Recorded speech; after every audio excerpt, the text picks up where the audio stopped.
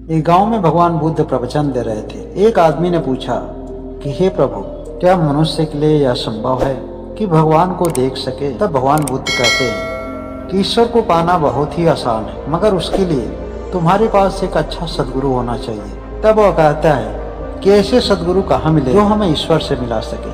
तब भगवान बुद्ध उसको समझाने के लिए एक कहानी सुनाते हैं। एक फकीर एक सदगुरु की तलाश में घर से बाहर निकला।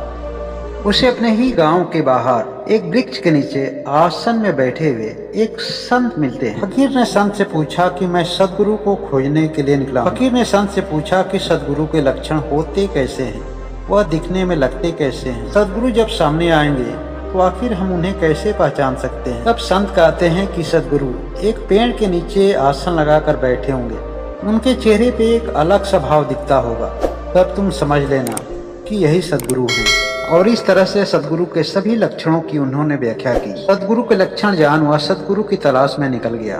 कहते हैं 20 साल तक उसने सदगुरु की तलाश में इधर उधर भटकता रहा। तब वह निराश होकर अपने घर लौट रहा था। वह बहुत जगह गया, उसे बहुत लोग मिले भी, लेकिन उसमें से कोई सदगुरु नहीं था। तब फकीर अपने घर वापस लौट गया।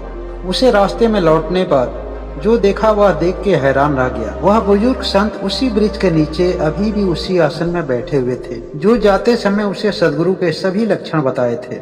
वह सारे लक्षण तो इन्हीं में देखने को मिल रहे हैं। उस तरह का आसन, उस तरह का वृक्ष और उस तरह का चेहरे पर भाव। इस तरह का आसन तो मैंने 20 साल पहले ही देखा था, लेकिन मैंने उस समय क्यों नहीं देख पाया? क्या मैं उस समय अंधा हो चुका था? आखिर उस समय मुझे दिखाई क्यों नहीं दिया? वह भागा भागा संत के चरणों में गिर पड़ा।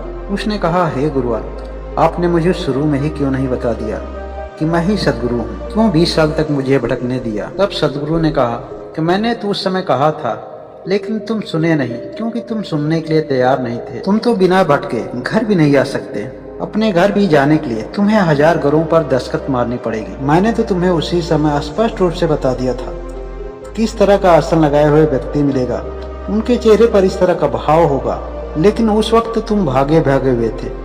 तुम कुछ खोज रहे थे। तुम्हें अपनी खोज के अलावा न कुछ सुनाई दे रहा था और न ही कुछ दिखाई दे रहा था, क्योंकि उस समय तुम्हारे लिए यह खोज बहुत ही महत्वपूर्ण थी। इसलिए हमारी सभी बातों को तुमने उस समय अनसुनी कर दिया। और तब मुझे पता चल गया था कि एक दिन तुम खोजते खोजते वापस लौट कर जरूर आओगे। तुम तो सदगुरु की तलाश में भटक रहे थे, लेकिन सोचो जरा मेरे बारे में। मैं आसन लगाकर एक जगह पर 20 साल तक बैठा रहा, इस उम्मीद में कि तुम जरूर आओगे। मुझे लग रहा था कि कहीं ऐसा ना हो कि तुम्हारे आने से पहले ही हम विदा ले लें, लेकिन आखिरकार तुम आ ही गए। 20 साल तक तुम भटकते रहे, लेकिन केवल अपनी वजह से। इसमें किसी दूसरे का कोई दोष नहीं है। जीवन में बहुत बार ऐसा भी होता है कि जो पास में है वह दिखाई नहीं देता और दूर की चीजें हमें आकर्षित करती हैं, क्योंकि दूर के ढोल हमेशा सुहाने प्रतीत होते हैं। सत्य हमेशा आपके पास होता है, लेकिन सपने दूर खींचते हैं। इसीलिए ज्ञानियों ने कहा कि तुम हो वही जिसकी तुम्हें तलाश है। तुम खोज भी वही रहे हो जो तुम्हारे पास है। ईश्वर कहीं बाहर नहीं है, ईश्वर तो हम सभी के अंदर है। लेकिन अपने अलावा हम दुनिया के सभी स्थानों पर ईश्वर को खोजते फिरते हैं। क्या आप किसी ज्ञानी संत और महंत को बाहर की दुनिया में ईश्वर के लिए भटकते हुए देखे हैं? लेकिन वह हमारी तरह भ्रमित नहीं है। उन्हें सत्य का बोध है, इसलिए उनकी यात्रा सफल होती है, क्योंकि ईश्वर को खोजने के लिए वह अंदर की तरह भागते हैं। और दुनिया का भ्रम दुनिया के सभी लोगों को बाहर बाहर भगा रहा है। जब तक हम नींद में सोए हुए हैं, हमें ईश्वर कहाँ मिल सकता है? केवल जाग जाओ, ईश्वर हर क्षण, हर जगह, हर चीजों में मौजूद है। और भगवान बुद्ध अपनी सत्य की खोज में इसी चीज को पाए हैं।